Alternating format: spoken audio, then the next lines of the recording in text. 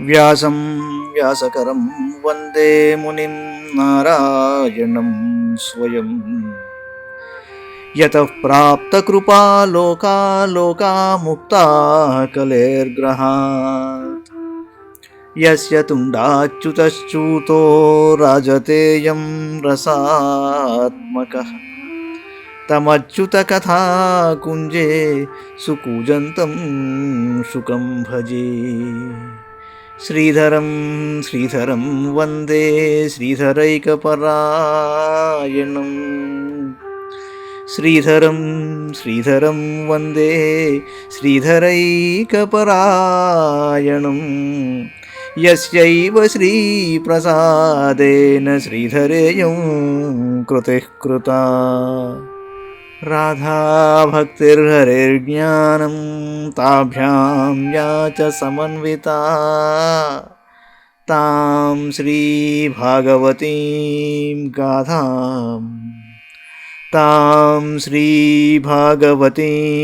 గాథాం వందే యుగళరూపిణీ.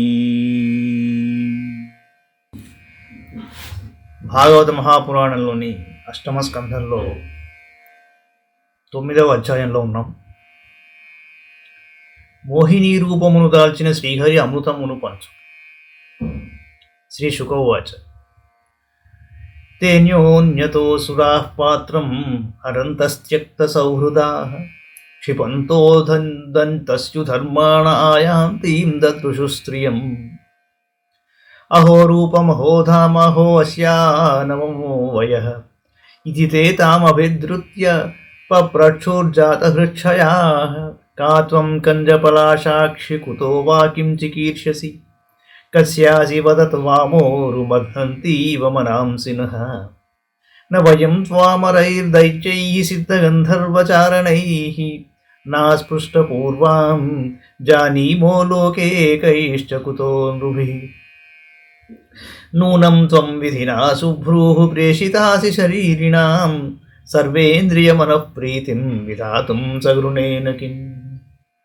సా త్వం న స్పర్ధమానానామేకవస్తుని మానిని జ్ఞాతీనాం బద్ధవైరాణాం సంవిధత్స్వ మధ్యమే.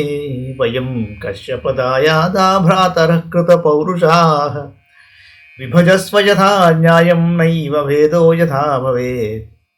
ఇత్యుపామంత్రితో దైత్యైర్మాయాయోషిద్వపుర్హరిః ప్రహస్య రుచిరాపాంగైర్నిరీక్షన్నిదమబ్రవీత్. శుకులు వారన్నాడు, పరీక్షణ్ మహారాజా, ఆ అసురులు పరస్పర సద్భావమును ప్రేమలను వదిలి వేసి ఒకరినొకరు నిందించుకుంటున్నారు. దోపిడి దొంగల వలె ఒకరి చేతిలోనున్న అమృత కలశమును మరి ఒకరు లాక్కుంటున్నారు. ఇంతలో చక్కని సౌందర్యము గల ఒక స్త్రీ తమ వైపు వస్తుండగా చూశారు. అప్పుడు వారు ఇలా అనుకున్నారు, ఈమె సౌందర్యము నిరుపమానము, నవయువతి అయిన ఈమె లావణ్యము అద్భుతము. ఇలా అనుకుంటూ వారు కామమోహితులై తమ పరస్పర కలహములను మానివేసి ఆమె వైపు పరుగెత్తి ఆమెతో ఇలా అన్నారు, కమలనయన, నీవు ఎవరు, ఎక్కడి నుండి వచ్చావు, ఏం చేయాలనుకుంటున్నావు సుందరి, నీవు ఎవరి దానవు, నిన్ను చూచి మా మనస్సులు కలవరపడుతున్నాయి తరుణి. ఇంతవరకును దేవతలు, దైత్యులు, సిద్ధులు, గంధర్వులు, చారణులు, లోకపాలులు మొదలుగు వారు ఎవ్వరూ నిన్ను స్పృశించి ఉండరని మేము అనుకుంటున్నాము.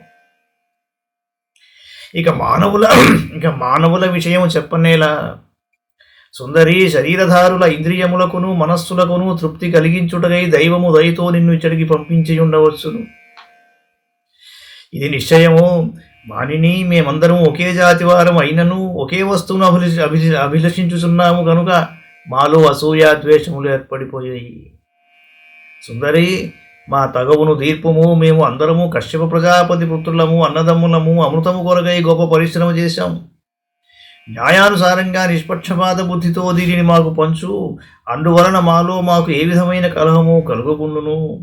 అసురులు ఇలా ప్రార్థింపగా లీలగా తరుణీ రూపమును దాల్చిన శ్రీహరి దరహాసము చేస్తూ వారిని క్రీగంటితో చూస్తూ ఇలా అన్నాడు. శ్రీ భగవానువాచ. కథం కశ్యపదాయాదాః పుంశ్చల్యాం మయి సంగతాః విశ్వాసం పండితో జాతు కామినీ శునయాతి. శాలావృకాణాం స్త్రీణాం చ స్వైరిణీనాం సురద్విషః సఖ్యాన్యాహురనిత్యాని నూత్నం నూత్నం విచిన్వతాం.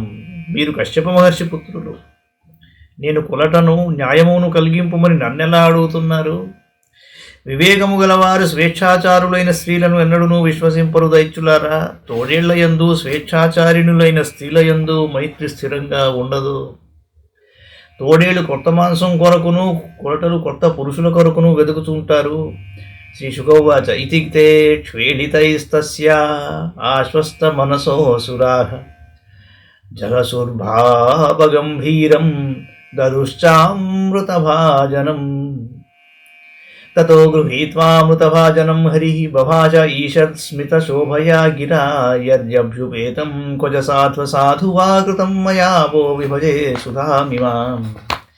ఇత్యభివ్యాహృతం తస్యా కర్ణ్యాసురపుంగవాః అప్రమాణవిధస్తస్యాస్తత్తదేత్యన్వమంసత.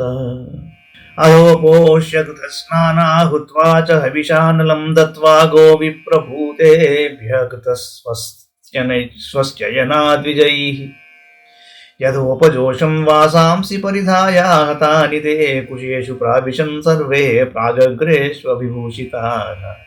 ప్రాంగుఖేషు ఉపవిష్టేషు సురేషు దితిజేషు చ ధూపామోదితశాలాయాం దుష్టాయాం మాల్యదీపకైః తస్యాం నరేంద్రకరభోరురుషద్దుకూలశ్రోణీతటాలసగతిర్మదవిఫలాక్షీ.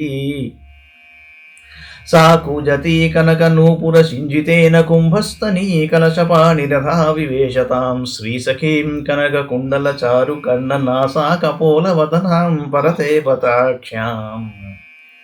संवीक्ष्य सम्मुहुरुस्मितवीक्षणेन దేవాసురా విగళితస్తనపట్టికాంతాం. శుక్రవారం అన్నాడు, రాజా, మోహిని యొక్క కపటపు వచనములను దైత్యుల మనస్సులలో ఇంకనూ విశ్వాసము కలిగెను. కపట వచనములకు దైత్యుల మనస్సులలో ఇంకనూ విశ్వాసము కలిగెను. వారు తమలో తాము నవ్వుకుంటూ అమృత కలశమును తీసుకొని కొద్దిగా దరహాసం చేస్తూ మధురంగా ఇలా పలికెను. శుక్రవారు అన్నాడు, రాజా, మోహిని యొక్క కపటపు వచనములకు దైత్యుల మనస్సులలో ఇంకనూ విశ్వాసము కలిగింది. వారు తమలో తాము నవ్వుకొనుచు అమృత కలశమును ఆమె చేతులు యందు ఉంచారు. శ్రీహరి అమృత కలశమును తీసుకొని కొద్దిగా దరహాసం చేస్తూ మధురంగా ఇలా పలికెను. నేను చేయబోవు కార్యము ఉచితమైనను అనుచితమైనను మీకు సమ్మతమైనచో ఈ అమృతమును మీకు పంచుతాను.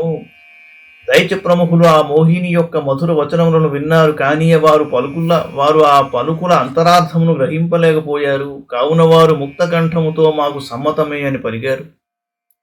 మోహిని యొక్క వాస్తవ స్వరూపము వారికి తెలియకయుండుటచే దీనికి నిజమైన కారణము. సురాసురులు ఆమె అనుజ్ఞతో స్నానాదికములను ముగించుకున్నారు. హవిష్యాన్నమును అగ్నికి ఆహుతిగా సమర్పించారు. విప్రులకును ఇతర ప్రాణులకును దానములను ఉనర్చారు. గోవులకు గ్రాసమును సమర్పించారు. పిమ్మట బ్రాహ్మణులు స్వస్యయనములను పలికారు. వారు తమ తమ అభిరుచులకు తగినట్లుగా నూతన వస్త్రములను ఆభరణములను ధరించారు. తూర్పు వైపు కొనలు గల ఉషాసనముపై ఆసీనులైనారు. దేవతలు దైత్యులు ప్రాంగుఖముగా కూర్చున్న తరువాత సుగంధ ధూపములచే మాలలచే దీపములచే భవనమును అలంకరించారు. అంతటా మోహినీదేవి అమృత కలశమును చేబూని సభామంటపును ప్రవేశించింది. ఆమె అందమైన వస్త్రములను ధరించియున్నది. నితంబ భారముచే మెల్లమెల్లగా నడుచుచుండెను. ఆమె మదవిహులయైన కన్నులతో ఒప్పుచుండెను. కలశములతో సమానమైన స్తన శోభలతోనూ ఊరు వైభవముతోనూ ఒప్పుచుండెను. ఆమె ధరించిన అందెల సవ్వడులు సభాభవనమున ప్రతిధ్వనిస్తూ ఉన్నాయి. ఆమె అందమైన చెవులయందు బంగారు కుండలమును ధరించియుండెను. ఆమె నాసిక కపోలమును ముఖము పొందికగా ఉండెను. శ్రీహరి మోహిని రూపంలో సాక్షాత్తు లక్ష్మీదేవి యొక్క ప్రియ సఖివలే భాసిల్లుచుండెను. మోహిని తన చిరునవ్వులతో క్రీగంటి చూపులతో దైత్యులను దేవతలను మోహంలో ముంచెత్తుచుండెను. ఆ సమయమున ఆమె కంచుకము కొద్దిగా జారియుండెను. అసురాణాం సుధాదానం సర్పాణామివ దుర్నయం మత్వా జాతి నుశంసానాం నతాం వ్యభజదచ్యుతః కల్పయిత్వా పృథక్ పంక్తిరుభయేషాం జగత్పథితాంశ్చోపవేశయామాస స్వేషు స్వేషు చ పంక్తిషు దైత్యాన్ గృహీత కలశో వంచయన్నుపసంసరైః దూరస్థాన్ పాయయామాస జరా మృత్యుహరాం సుధాం తే పాలయంతః సమయమసురాః స్వకృతం నృపా తూష్ణీమాసన్ కృతస్నేహాః స్త్రీ వివాద జుగుప్సయా. అసురులు జన్మద క్రూరులు, వారికి అమృతమును పంచుట పాములకు పాలు పోసినట్లే అని మోహిని రూపంలో ఉన్న శ్రీహరి భావించాడు. అందువలన ఆ స్వామి అసురులకు అమృతములో భాగమును ఇయ్యకుండెను. ఆ జగన్నాథుడు దేవతలను అసురులను 2 పంక్తుల కింద విభజించాడు. తరువాత వారిని వారి వారి స్థానములలో కూర్చుండజేశాడు. శ్రీహరి అమృత కలశమును చేబూని దైత్యులకు చేరువుగా నడిచాడు. వారిని తన హావభావములతో కటాక్షములతో మోహితులను చేసి దూరంగా కూర్చుని ఉన్న దేవతల యొద్దకు వచ్చాడు. ముసలితనమును మృత్యువును పారద్రోలు నెట్టి అమృతమును వారికి పంచి ఇచ్చాడు. అసురులు తాము చేసుకొనిన ప్రతిజ్ఞకు కట్టుబడి ఉన్నారు. వారు మోహినితో మైత్రిని కూడా చేసుకొని ఉన్నారు. కనుక స్త్రీ కారణముగా పోటాడుట వలన నింద కలుగునని భావించారు. కనుక వారు మౌనము వహించారు. తస్యాం కృతాతి ప్రణయాః ప్రణయాపాయ కాతరాః బహుమానేన జాబద్ధానోచుః కించన విప్రియం. దేవలింగ ప్రతిచ్ఛన్న స్వర్భానుర్దేవ సంసది ప్రవిష్టः సోమమ వివచ్చంద్రార్కాభ్యాం చ సూచితః. చక్రేణ క్షురధారేణ జహార పిబదః శిరః హరిస్తస్య కబంధస్తు సుధయా ప్లావితోపతత్. శిరస్వమరతాం నీతమజోగ్రహమచీక్లుపతు యస్తు పర్వణి చంద్రార్కావవిధావతి వైరధీః. పీతప్రాయే మృతే దేవైర్భగవాన్ లోకభావనః పశ్యతామసురేంద్రాణాం స్వం రూపం జగృహే హరిః. ఏవం సురాసురగణాః సమదేశకాలహేత్వర్థకర్మమతయోపి ఫలే వికల్పాః తత్రామృతం సురగణాః ఫలమంజసాపుః. యత్పాదపంకజరజశ్రయణాన్న దైత్యాః యద్యుజ్యతే సువసుకర్మణో వచోభిదేహాత్మజాదిషు నృభిస్తదసత్పృథక్త్వాత్ తైరేవ సద్భవతి యత్క్రియతే పృథక్త్వాత్ సర్వస్య సద్భవతి మూల నిషేచనం యత్. వారికి మోహినిపై మిగుల మక్కువ ఏర్పడి ఉన్నది. గట్టిగా తమ భాగమును గూర్చి మాట్లాడినచో ఆమెపై గల ప్రేమబంధము తెగిపోవునేమో అని భయపడ్డారు. మోహినియు మొదట వారిని గౌరవించి ఉండెను. ఆ కారణముగా వారు మోహినితో ఏ విధముగాను అప్రియముగా మాట్లాడలేదు. పరమాత్మ దేవతలకు అమృతమును పంచుచున్నప్పుడు రాహువును అసురుడు దేవతల వేషమును ధరించి వారి మధ్యలో కూర్చున్నాడు. దేవతలతో పాటు అతడును అమృతమును త్రాగాను. కానీ ఆ క్షణములనే సూర్యచంద్రులు అతని మోసమును శ్రీహరికి సూచించారు. అతడు అమృతమును త్రాగుచున్నప్పుడే శ్రీహరి వాడి అయిన చక్రముతో అతని శిరస్సును ఖండించాడు.